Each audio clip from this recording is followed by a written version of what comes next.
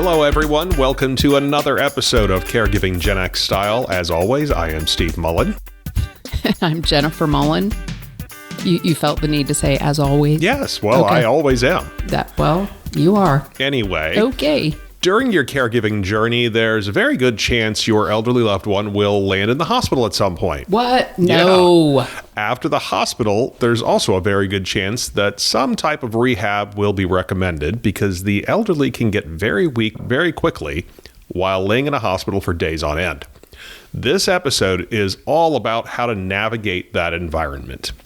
But first, Jennifer, how's your mom? She's doing okay.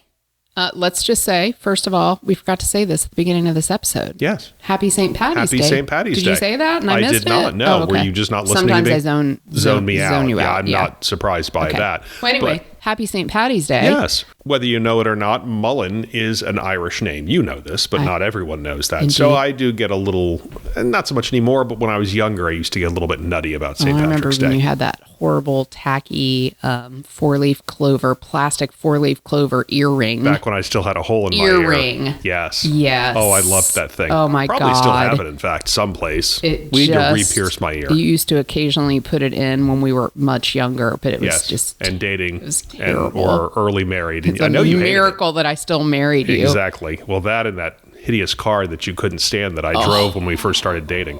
I don't think it was hideous. You think it was hideous. No, it was ugly. Yeah, it was awful. Ugly. It was awesome. I meant to say awesome, not awful. You said awful. Yeah, See, I you think think that it was was awful. I think that was not a Freudian slip, but whatever. Right. Anyhow, Jennifer, how's your mom? Mom's okay. We're actually recording this episode a day later than we originally intended to record. A day later? It is 2 days. It's 2 days. And you know how I know? Because we ended up going to date night at the local Italian restaurant, Right. which is on the Tuesdays. And Right. the whole reason we ended up doing that was because We were supposed to record an interview, we were supposed to record an interview. and you got home from work early enough, and we said, let's go for a walk. Yeah, I was trying to remember. Was that the same day we took a walk? Oh, man, Yes. We're a mess today. Sorry out there to all of you who are listening, but we are a bit of a mess right now. Yes, it was a beautiful day. Mm-hmm. I was able to get out of the office a little bit early. We came home. We took a lovely walk through the neighborhood. And thankfully, we got all the way through because our neighborhood is huge. It's a maze.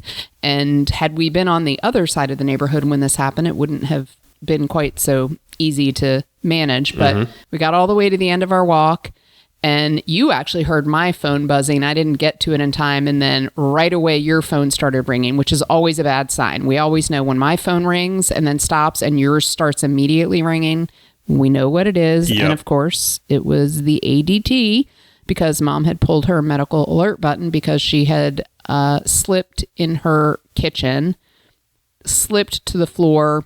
She did not hurt herself. We here in this family are fairly used to the, I'll say, simple slips to the floor. They happen.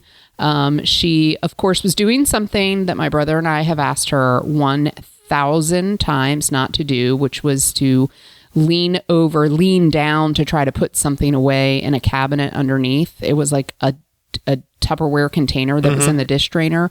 Mind you, one of us is there every single day.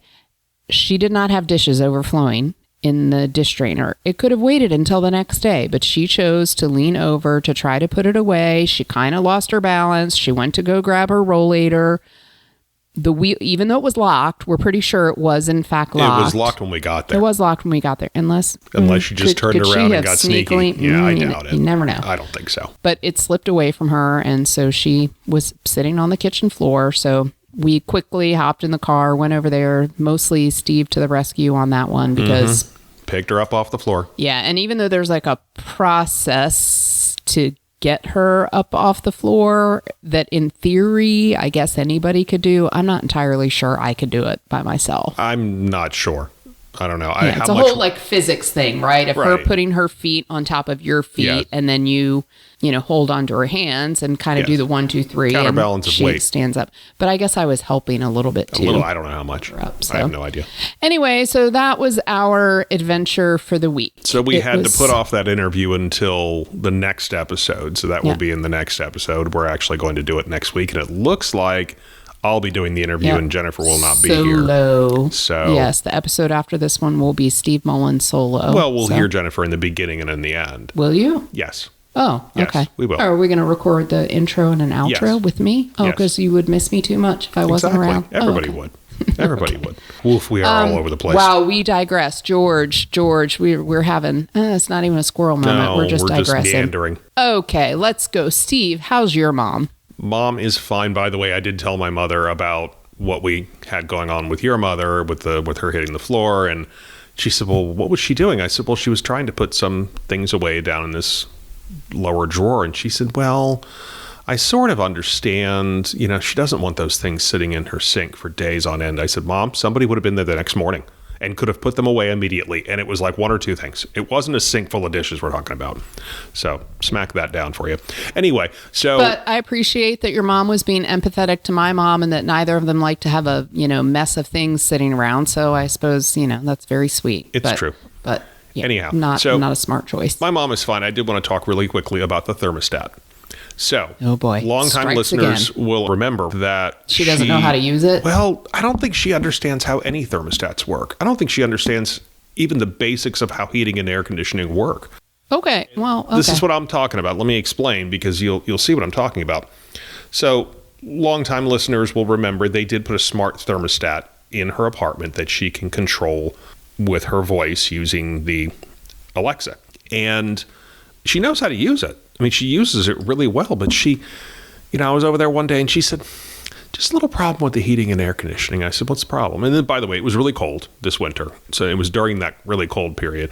She said, well, I have it set to 70 overnight. I said, okay.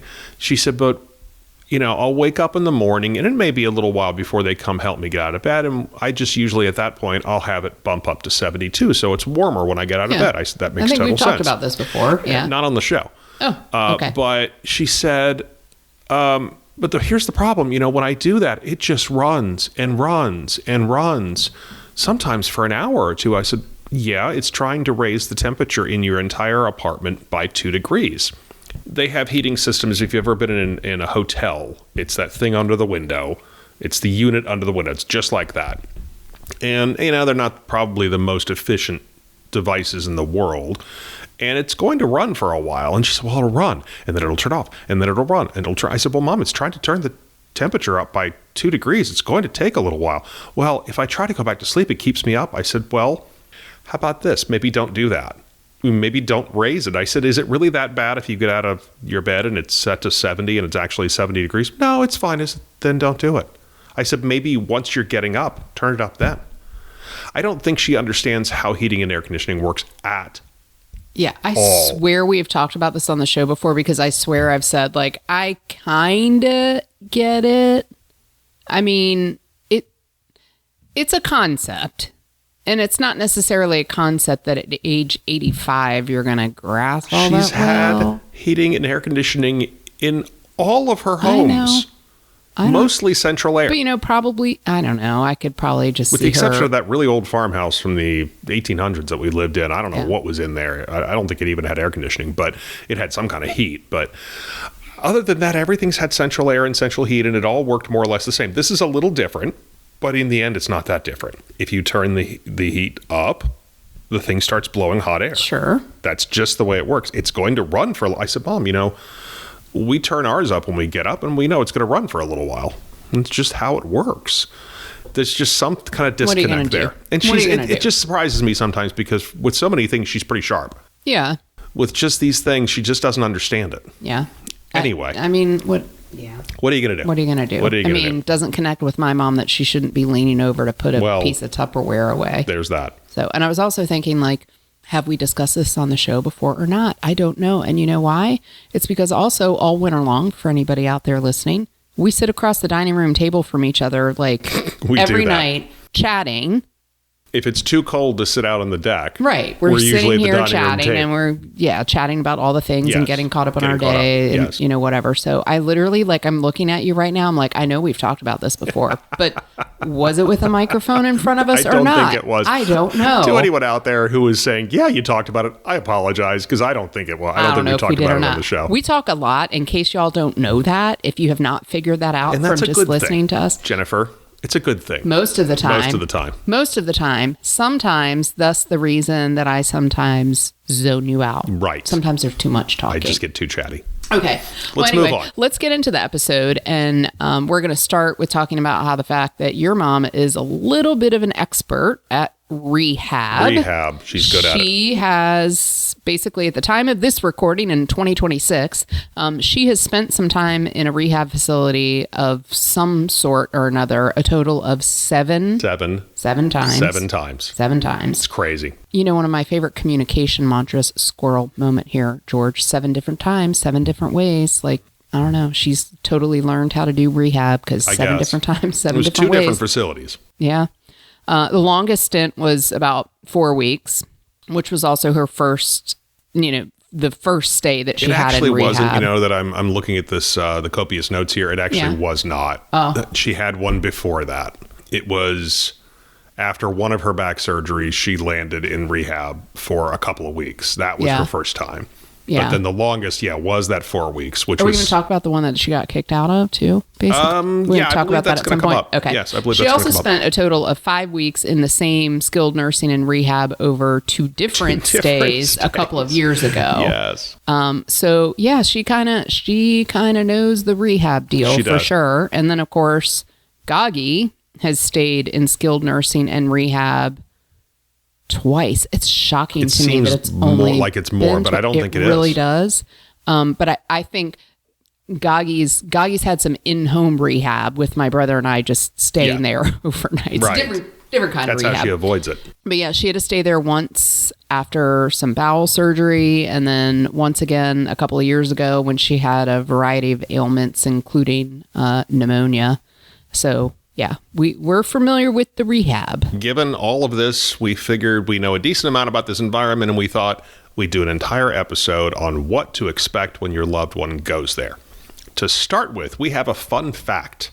You be the judge of whether it's really fun, but Is it fun? probably Yeah, not. we'll If see. your loved one is on Medicare or Medicaid, their stay at a rehab or skilled nursing will not be covered unless they stay in the hospital for 3 days beforehand and a doctor recommends it. This is really important. It's really important, and we had to figure this one out. And I feel like we didn't have this. Well, I'm sure we didn't have this figured out in the beginning Right. I mean, because it has definitely come up. I know it's come up with my mom before. I don't think it's ever come up with mine, weirdly, Yeah. but a qualifying stay at the hospital is considered to be 3 nights. Yeah.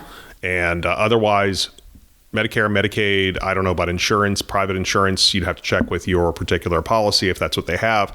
But Medicare and Medicaid will not cover it. It's a shame it's also complicated, right? You do have to figure some of these things out or hope that you got somebody who tells you these things because it's like you got to know how to play the game. Yep. And then once you know how to play the game, hopefully you've got it figured out for the next time, but then inevitably something else will come up that you don't know. But speaking of hospitals, you should know a rehab facility of any kind is not a hospital. It is also not like assisted living. It is a completely different animal. Yep. One is not the other. Do not expect your loved one to receive the same kind of attention they would receive at either of them. Your loved one will be left to their own devices a good bit while they're not receiving their daily rehab, and we'll get into what that means later. But it's expected that their independence will increase while they are there, from wherever it is when they are rolled in the door. This doesn't mean they're expected to be jogging around the building on day 2, but expect that they will improve, and that's the whole point of it. And I believe we're going to mention it later, but I'll say it right now, is that's the other thing, is that Medicare and Medicaid will not continue to cover their stay if they are not improving. They will be shown the door. Yeah. Yeah. That's just a fact. Yeah. If they plateau, that's it. That is true. Yeah. So that's where the communication with And my mother did get kicked out of a rehab for that very reason. She did. Well, so she was in the hardcore Which we're going to Taj talk Mahal about. rehab. Okay. Yeah, it's the hardcore rehab, and she just, it actually comes up in the next paragraph in in our particular show notes here. Also in our copious notes, are we going to, because otherwise I'll talk about it right now, are we going to talk about you having some authority over whether or not your loved one goes to a skilled nursing at all post their hospital stay? No, and we can talk about that because that's something that you and your brother have dealt with. You can decline it. That literally just happened. The last time Gagi was in the hospital. And in the end, she was only in the hospital for whatever it was, like less than 48 hours. But, the immediate is, okay, she should go to skilled nursing. And part of it is because, and we might have talked about this before, part of it is because they'll ask her, like, do you live alone? And she'll say yes. And she does. Right. She does. Yeah, we talked about this just I think we did. 3 or 4 episodes ago. My brother and I have to step in and say, yes, she lives independently, but we will be there with her. And what we have learned over time is sending her to skilled nursing. I mean, unless literally like she's dead weight and we couldn't she couldn't move around. Not the best thing for her, because while there are benefits, and I'm not trying to bash skilled nursing, yes, I think their PT and OT is really good. I mean, the therapists we've worked with in these facilities before have been great, but they're getting to you once a day, and that therapy is great for those few minutes every day. But other than that, they're back in bed, and they won't let you get out of bed, because then there were, at least with Gagi, right? They're worried she's a fall risk. So she spends more hours lying flat on her back than when she's home and we get the in-home health care. Right. And we can make sure that she's up and moving around in her apartment. If I may take the counterpoint of that. Sure. The counterpoint of that, yes, you need to look at your individual loved one's needs and abilities. 100%. For sure. Yes. But with my mother, with her being in a wheelchair, they, in the morning after breakfast, they get her up out of her bed, do a little cleanup thing, get her in a wheelchair, and she can stay in the wheelchair all day. She could roll herself around and do whatever she wants to do. It is a little different than your mother, for sure. Yeah. Because they don't want her, if she's, if she's kind of wobbling around there, they don't want that, because she will. Even when she had the aids, like a walker or a rollator or something close by, she was not supposed to get out of bed by herself. Right. So it's a little, you have to look good. at your individual loved one's needs and abilities and what they can do as to whether it's really a good idea. The downside, though, of turning it down is that, as well as I do, that in-home PT can take a week or 2 to get started. Well, it can. And that's bad. It can, although my brother and I are now skilled enough. We know exactly what we need to do. We have PT. Sheets of paper around. We know what the PT and the OT, and we know all those things. So, but again, it depends on your specific situation and, what you have availability. So let's get back on track here. Wow. What? I'm just trying to get us back on track. Chop, get back on track. I just wanted to share that, though, because I wanted to make sure that people do know. It is a very good point that I did not include. You get in there and you're like, okay, tell us what the next step is. Oh, skilled nursing. Okay, yes, we will go to skilled nursing, except that you can step in and help make that decision based on all the other things that you know about your loved one. Correct. But fine, yes, we'll get back on track, Stephen. You're in trouble now? Mm-hmm. I called you Stephen. Okay. All right. There are different types of rehabs.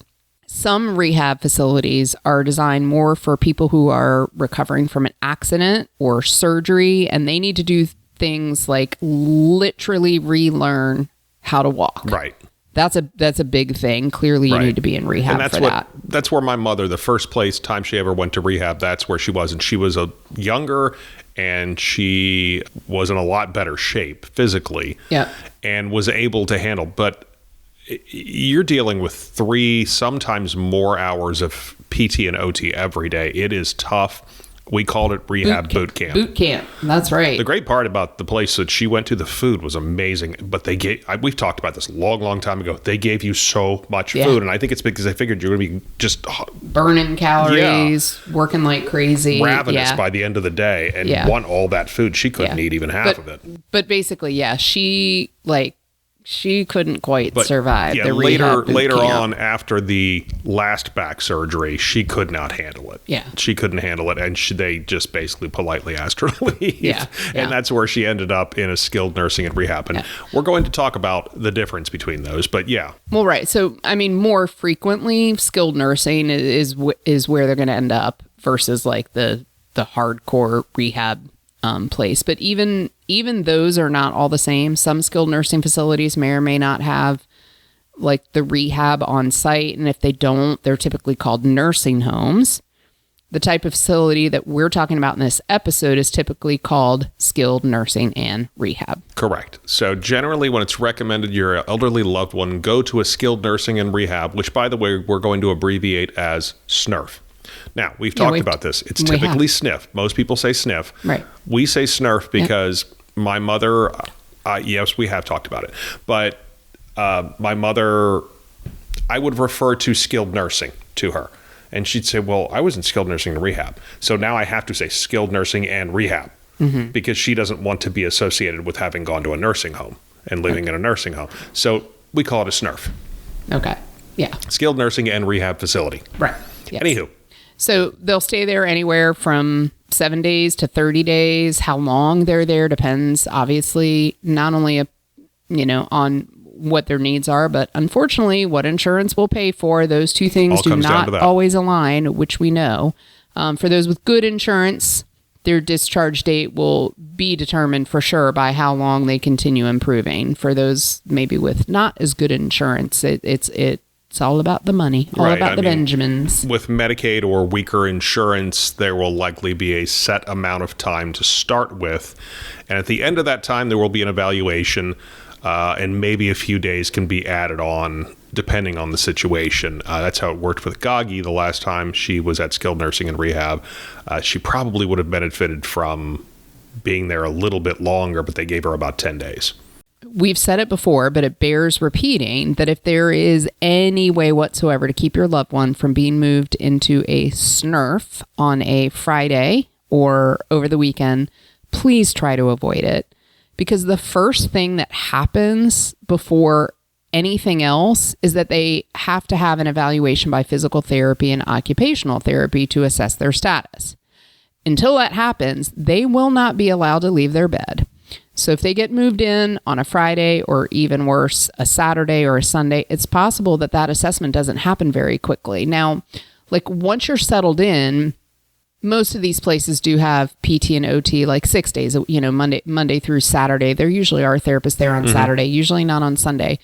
But also, by the time you get moved in, they've already got patients on their schedule. So it's not that they're not there. It's just that they've already got other patients lined up on their schedule. And so they're not going to get to your person. Right. And I think that's happened to each of our mothers. Yes. Showing up there on a Friday or a Saturday. And in fact, so I guess maybe it was Gagi's second hospital to SNRF stay.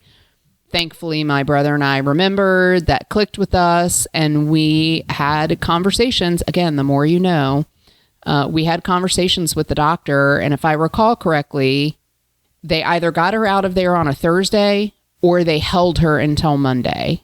I think my mother stayed until Monday one time. Yeah. And I was very concerned. Because the doctors, by the way, like they get it. They understand. And they get that. And particularly the social workers of the hospital, they know how this stuff works. They do, and they figure they can help you navigate through all of that. And they're like, all you need to do is get one doctor to say like just the right thing to keep them there a few more days so that they don't get sent. Right. Yeah. Well, and then of course there was the time that my mother could not get a bed in a SNF or a SNRF. They were trying to get her out of there on a Thursday. They couldn't get her out of there on a Thursday. They wanted to get her out of there on a Friday. No beds. She stayed until the following Wednesday at the hospital because she couldn't be released at that point. She was not safe to go back to her assisted living at that point. It was or home or wherever she was. And if there's no place to go or if it's not safe, you can talk them into these things sometimes. I mean, I think one of the things we're saying here, I know we've still got more to go in this episode, but it's a lot about making sure that you are asking all of the questions and making sure that you have a full awareness of what happens when they get to a skilled nursing or rehab facility so that their time in these places is as efficient as possible, because there's nothing worse then realizing that you're losing a couple of days because they're sitting in a skilled nursing facility with literally nothing to do because no one can see them and they can't get out of bed. And that's particularly, awful. With Medicaid, you only get so many days anyway. Exactly. So, you want to make sure that those are days that they're going to get some kind of therapy. Yeah. So, if you're in a situation where your loved one is in a hospital and they're told they should go to, are we going with Snurf? You seem annoyed by this. Like Smurfs, Saturday morning, you little blue We're going to go ahead is and what go it reminds me of. Can we just say Sniff? We're going to go ahead and go with Sniff. Just don't tell my mother. Already. Okay. We won't. But thankfully, she doesn't know about the podcast. She does not. She is not aware that this podcast exists. How do you pick a Sniff? So if you know absolutely nothing about the facilities in your area, this can be really, really hard. The first thing you should do if you're in the hospital with your loved one is, and they say, got to go to a Sniff, have a meeting with the hospital social worker. They may be called a care coordinator, patient care coordinator, something like that. Ask them point blank, which are the best ones in our area. They may really not know, but ask them where they would send their mother or father. After that, you can look at reviews. Reviews are largely useless because they can be gamed quite easily.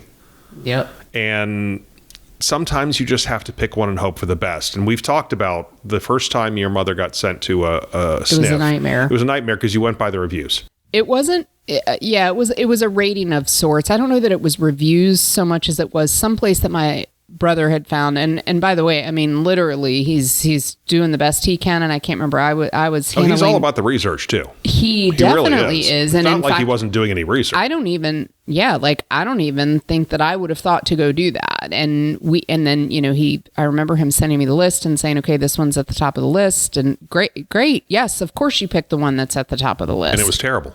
It was awful. Here's the fun fact, though. Another fun fact. That facility is directly behind where Nana lives now. And I keep forgetting that. And by the way, I have heard, Blocked it out of my memory. I've talked to people who are on tours. I have a habit, if I see somebody who's on a tour and I happen to see them when they're outside having that parking lot conversation, I'll talk to them because I'm nosy and like to be involved in things. And chatty sometimes. Now. But I've talked to multiple people who had loved ones in that SNF who were trying to move them to an assisted living. I have not heard one single person have anything good to say about that place. It's just not good. Everything. I mean, it's never a great situation when you're in the middle of all that, but this place, because we've got another one to compare it to now, and we know it was bad. The other thing I want to mention too, because I don't know that we have ever talked about this before, I will never forget. So we get her moved, and I think just with the division of duties that particular day, my brother was the one who oversaw the actual, transportation, my mom getting over there, got her settled in, goes home. And then, and I remember that relief of like, okay, I can go to sleep tonight because, she's someplace where she's being taken care of. Right. First thing the next morning, my brother had either texted me or called me, and I guess mom had called him and was crying, and this place is terrible and you have to get me out of here and it's awful, like horrible. And he's like, I don't know what to do. What do we do? Whatever. And, so we make a plan. We both meet over there that morning. And, that was the first course. That was like the first time of starting into this phase of my mom's life. But having to have a conversation with her, number one, about like, listen, this is just what we have to do right now. Mm-hmm. Like, we can't take care of you at home right now in this condition that you're in. And then I'll never forget one of the nurses saying, this is a relatively common thing that can happen, especially if they're moved like later in the day, because it was almost into nighttime. And I forget what the term was. I wish I could remember, but there was like a term associated with it. It's just this kind of like night terror. It's not sundowning. Doesn't maybe no, not Your mother quite, doesn't have sundowning. Not quite that, but like, you're in this strange place and it's this jolt to your system, and you're not feeling your best, and you might fall asleep and then wake up and you're sort of confused about where you are, and and by the way, no one's coming rushing to your bedside right away, and it's a little scary. Yeah. And I think this would be a good place to point out, no matter which one you pick, it's going to have problems. I have yet to hear about, and we have multiple ones in our area, and I've talked to multiple people who have, been in different ones. They all have their problems. None of them are perfect. None of them are even close to perfect. Even the one that my mother has been to, I think 5 times now. It's a pretty good one, but it's got its own problems. They all do. And these are things you just have to deal with. There's just no way around it. I hate to say it that way, but it's not perfect. Some things are going to suck. Yep. But you're going to have to, it might be the food, it might be the CNAs. For the most part, I haven't heard about too many bad PT and OT people. That's usually the best part of it. Yeah. But even at the place your mother was at, the PT and OT was good. It was everything else that was bad. If that's the only thing you're focused on, yes, most of the time you're going to get great therapists. And by the way, this is not to bash the nursing staff. It's just that they're usually understaffed. Overworked. Sure. Yeah. Sure. Sometimes you just got to pick one. You got to hope for the best. If this is on the horizon for you at all, and you can do a little preparation. I know it's tough. It's a tough thing to think about. It's not fun to think about, but maybe you'd already have an idea of where to go. But certainly once they get there, there's things you can do to make it feel a little homier, pillow, their favorite pillow, blanket, typically, the bedding, like any hospital type setting. It's not all that great, scratchy, gross. Comfort is definitely important. Gross is not the word I would use. They wipe the stuff. They clean it. No, that's not what I mean. But just scratchy and uncomfortable. Uncomfortable beds for sure. And comfort is important. And depending on, how long they're going to be there, I remember one of your mom's stays that was definitely on the longer side, and we were taking pictures. Oh yeah, that was the family. That was the first time she was in a skilled nursing and rehab. It was after her last back surgery. She was there a month. Yeah, and we knew she'd be there for a while. We had bedding, we had pillows, we brought in a picture of my dad, we brought in a picture of us, and we tried to make it a little more homey. Yeah. Well, and my mom likes these they're these roll pillows, microfiber roll pillows. Yes, she does. We can get them at the dollar store. They're like $5 at the dollar store. I know. Well, that's a whole oxymoron, right? Yeah. It's not actually really a dollar store anymore. But we get these pillows, and in fact, I just replaced them again because after her last stay, at the hospital a few weeks ago, we had taken the pillows to her because we know now, she props her arms on them and then puts one behind her neck, and it's great. But also, we throw them out after the hospital. Yeah, that's a good idea. Speaking of gross, that's gross. But anything you could do to make it a little bit more comfortable. Speaking of gross, are we going to talk about incontinence issues? It's never fun to talk about, but, check with the nursing staff right after you get there to understand what their policy is for providing supplies.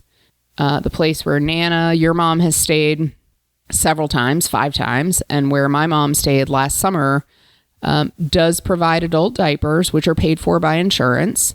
But if your loved one is particular about their brand, or if they prefer to wear, different style, like the pull-up style, then you may have to provide your own. Your mom's pretty particular about that. I was just about to say, you might not be surprised to know that my mother is particular about her brand. Yeah. It has to be this particular one. But the other thing, pull-ups, if they prefer pull-ups, they are more comfortable. I get it. That's stuff you're going to have to provide. Also, the facility may not provide things like the absorbent pads. Some people call them chucks. Yeah. And if if your loved one likes to have it in the bed to make sure things stay nice and dry, or in a chair or whatever, it's most likely that you're going to have to provide those yourself. So you may have to buy them yourself. Yeah. Another thing to know, and we sort of talked about this a little bit here, staffing at SNFs is very inconsistent. That same place that Nana's been at a whole bunch of times, in 2024, she was there twice. Everything was fine. Yep. Then later, in the summer, Gagi went there, and it seemed like they'd lost 10 people. Yeah. And it was totally different. It was a totally different atmosphere. And I will tell you, each time my mother's been there, it's been a little bit different. Sometimes it's great. Sometimes it's not so great. Yeah. Again, you just have to hope for the best. And there's literally nothing you can do about that. Nope. So what can you expect while they're in a skilled nursing facility or a rehab in terms of, day to day? Typically, their day will be taken up by physical therapy, occupational therapy, sometimes speech therapy. You may not get a set schedule for the sessions. You won't. It's most likely that you won't. You probably won't, right? Yeah, you just know that you're going to get that service, the next day. But hopefully you can kind of figure out what the, sort of what their pattern is for when they'll come into your room. A number of times we've gone to visit our mothers at a, skilled nursing facility, and the minute we get there, therapy shows up, and, there's nothing you can do, but, You want to go have a visit, and you show up, and they're carted off to physical therapy. There's nothing you can do. And by the way, don't ever put off the therapy if they're coming to the room, because probably once or twice that mistake has been made where I know like I can remember one time in particular, they came to get Gagi for something and there was a legitimate reason that we turned them away at that moment. It might have been that she had to go to the bathroom or I don't remember exactly what it was, but then it took hours to get the therapist back. Or if you bump them out of their spot, they may not get it. Or they day. might not get one for it's that very day. Possible. So whatever you do, like don't disrupt. Like just remember, you sort of are at the mercy of. And listen, they've got patients lined up all day long. They are working hard and. Right. And what I found about the more not skilled nursing and rehab, the rehab atmosphere, the one that my mother got tossed out of, they are more regimented. And you may actually get something of a schedule there. But I think the loved ones we're talking about, it's not likely they're going to be in that atmosphere at all. Yeah. Therapy sessions typically last up to an hour. They can be shorter if your loved one isn't tolerating them yet. I think an hour is the absolute max. I was going to say, I don't really remember any of them 45 lasting. minutes is probably more 30 like minutes it. sounds about right to me. PT will work on things like standing in place or walking, or, they may do like a bicycle or something. Their PT is working on building up their coordination and stamina so they can walk or wheel themselves wherever they need to go. Occupational therapy is working on helping them navigate their lives, right? So they might be doing things like dressing themselves, toileting issues. Some of these places have mock bathrooms, mock kitchens, right? Where they can work on things like getting on and off the toilet or moving about in the kitchen and making sure that they can, navigate through sort of just basic daily tasks. The OT might also work on like manual dexterity. And finally, if you've got new equipment that gets, introduced into the mix, like a rollator, a walker, whatever that might be, a wheelchair, the occupational therapist will work on how to use those effectively and safely. Physical therapists might a little bit, but that's really more of an OT function. Right. My mother and I were talking yesterday when I was visiting with her. It really is just kind of, every so often her whole path comes up and we talk about it. And when she first got out of skilled nursing and rehab and moved into the assisted living world after her back surgery, she was brand new to a wheelchair and really did not know what she was doing. Didn't know how to transfer, didn't know how to do anything. And there was this one occupational therapist, I'll never forget him. His name was Evan. And the reason I remember that is my mother liked to call him Aaron. Yeah. And his name was actually Evan, though. And he was... By the way, your mom's famous for that. Oh, she's... Oh my gosh.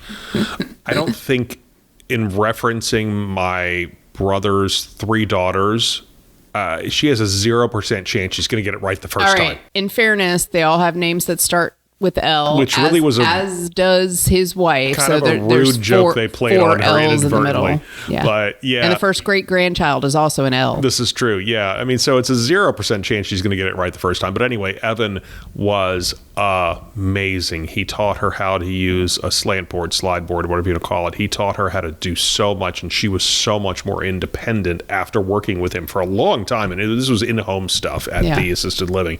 So you get a good one. They can really, really help. Yeah. Speech therapy can cover a number of things. There may be with chewing, if they're having some issues with chewing food, or speech problems, obviously. Memory problems, they're also really good for this. It may be determined your loved one doesn't need all that, But if they do, the sessions will largely be determined on what they need. Yeah, I think speech therapy is it's a little bit of a misnomer, right? It Because really you hear is. speech and you really do think like, oh, they've had a stroke and maybe they're having difficulty talking and we've got to like relearn how to talk. But it really is a much, much, much broader Very, very thing broad. than that. Like I said, yeah, it's not only speech, it's also chewing.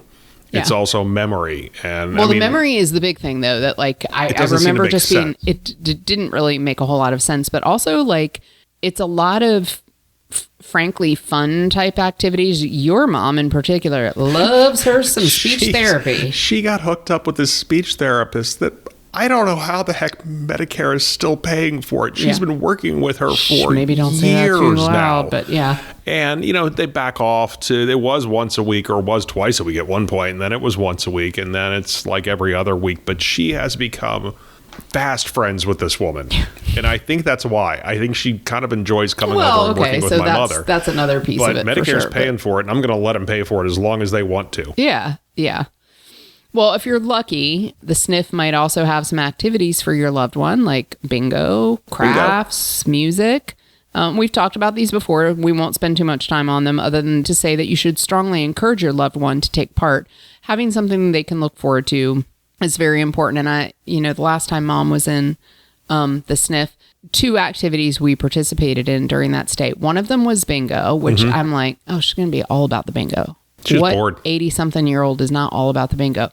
She didn't love Wasn't it. really her thing. I think I was having more fun with the bingo. Probably. I definitely was. Yeah, because we did bingo and wine this past did. This We went past to a weekend at a vineyard and vineyard, played which was bingo. That super was fun. great. I love bingo. Yes. She was not loving bingo.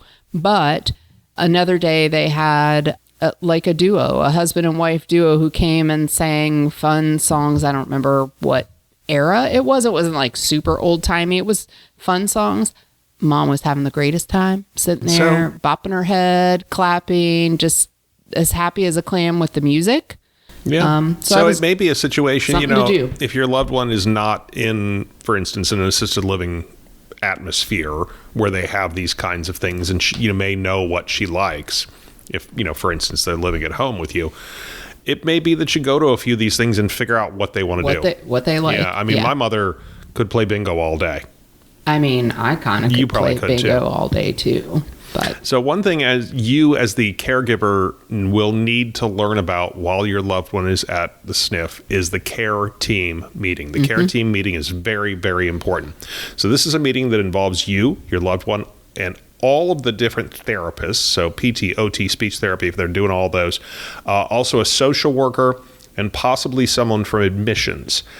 There will probably be one within a day or so of your loved one moving in. And at that one, they'll talk about the goals for the stay, as well as issues with insurance of course, that may because come it's up. all about the bench. It's true. They will hold additional meetings every week or so to talk about your loved one's progress. And this is a good time to get a bunch of questions answered all at once. So make sure you attend them. If you can't go because of work or something else, a lot of times they'll let you call in on a phone. And this brings up, as I've mentioned, my mother was tossed out of rehab. That happened. I found out about that during a care team meeting while I was on the phone because her rehab was a solid 45 minutes away. It was, It's beautiful place, but opposite side of our metro area. Yeah. And I wasn't able to come up there. So they said, oh, that's fine. It's fine. You can call in. And then they dropped this bomb that, she has to move out by next week. Yeah. So anyway, that's how I found That felt out. a little harder to navigate while you were on the phone, I will say. So like if you can be in person, like anything else, right? Typically in person is better if you can be there. So, well, I mean, we have definitely said this a million times before, but if you can find the social worker, I mean, you will find the social worker. Go find the social worker. Go find the social worker. Become friends with them as soon as you can, because they really have so much knowledge. They know how to navigate all of this. They can help you with so much. They can help you with insurance questions. Oftentimes they literally might be the only person in the building who can answer that question. They can help with things like additional equipment you might need when they return home, like shower chairs and transfer devices. We said in a long episode a long time ago, they're like the medical equipment fairies. I mean, they really they just are. make them appear. I remember having that conversation. Mom's second skilled nursing stay, like, okay, what does she have and what does she need? And I was like, well, like probably she could use this or this, and like, yep, got it. And showed like up at their tapping house. things and delivered the next day. So it's amazing. It's the skilled nursing and rehab where my mother has been 5 times. Obviously, I got to be very good friends with the social worker, and it's a shame. The last time we were there, which by the way was 2 years ago, and hoping not to have to go back anytime soon. We're knocking on wood here on the table. But she and I got to be close friends, but I found out the last time that I was there, she said she was leaving. Well, because gone. My mom was there, remember? Right. And that's how we found out. That's how we found out. Because she was on her way out the door. And I was able to, like, this is our world, people. Like, I was able to talk with her and say, hey, by the way, like, you've dealt with my mother-in-law and my husband a few times. Oh, what's their name? I tell them, oh, yes, I remember them. So then I'm dealing with her. But yeah, that was her last week there. Right. And this is how many times my mother has been to that particular sniff. 2 years ago when my mother was there twice, and then your mother was there, I went to go visit your mother, and I walked past one of the nurses, and they said, oh my gosh, are you back? Yeah. Is your mother back again? No. Just my mother-in-law. My mother-in-law. Just my mother-in-law? You didn't say that, did you? Just not my mother, my mother-in-law. Just. Right. You can't say just. I can't say just. You're right. Anyway, so thanks to everyone for listening to this bit of a meandering episode. We appreciate all of you out there. If you're still with us, thanks. I mean, right. Sometimes it's just how things go. It is true. If you'd like to get in touch with us, if you have a question, a comment, any inquiries whatsoever, give us your house, your mom's, give us your house, your dad's, your house, whoever you're taking care of. Email us at caregivinggenxstyle@gmail.com. You can send a text or a voicemail. Voicemails are thebomb.com. And you can send those to 804-723-1221. We did get a voicemail from our friend Fontaine. We did Fontaine. We talked about her. Was it the last episode? Yes, it was the last episode. We talked about her and my good friend Jessica and her sister, and Fontaine, her mom, and then Fontaine sent us a lovely voicemail. Thank you so much. Yep. You can also get in touch with us on Twitter through messaging there. We don't post there very much, but if you want to get in touch with us through messaging, the handle is @GenXCaregiving. On Facebook, please join our Facebook page because that's where we post the most. Best way to get there is to go into the show notes, click on the link, and go straight there. We hope to hear from you soon. Have a great day. Good night, everyone.